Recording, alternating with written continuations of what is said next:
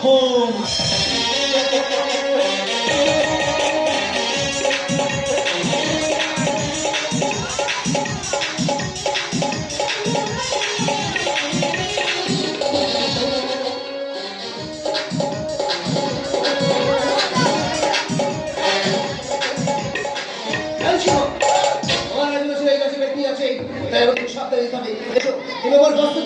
আমরা সাবধানে এসো।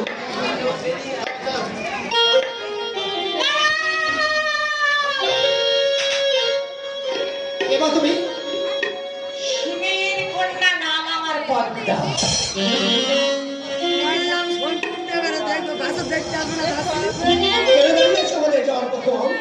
তার আগে তোমরা বলো মহারাজের মূর্তি সাতের উপর সুন্দর বাসর করতে গেছিলাম।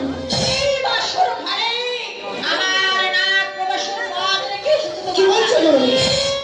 এই পৃথিবীর লোক বিশ্বাস করে বিশ্বাস করে এমন মেয়ে ডাকবো তোমার ডাক দেওয়া ছিদ্র আমার আদেশ শুনতে চলে যাও সাতালি পর্বতের হার বাসর করে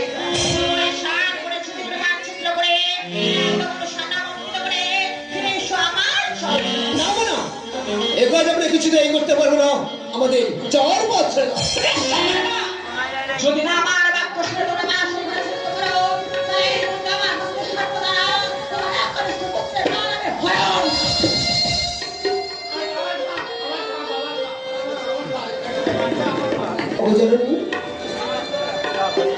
এই পৃথিবীর লোক বিশ্বাস করে বিশ্বাস করে আমি যে মহাদের কথা মতো সাহায্যের মতো বাস করেছি কেমন করতে যাবো আমার মহারাজের কাছে আমার আশীর্বাদী বাসর ঘরে নীল বাটালি পড়ে থাকবে। মহারাজকে বলবে মহারাজ ভালো ভালো নীল বাটালি পরে এলাম, তাই তোমরা পুনরায় তাহলে কেমন সিদ্ধ করতে হবে, কি করতে হবে ঈশান করবে ছিদ্র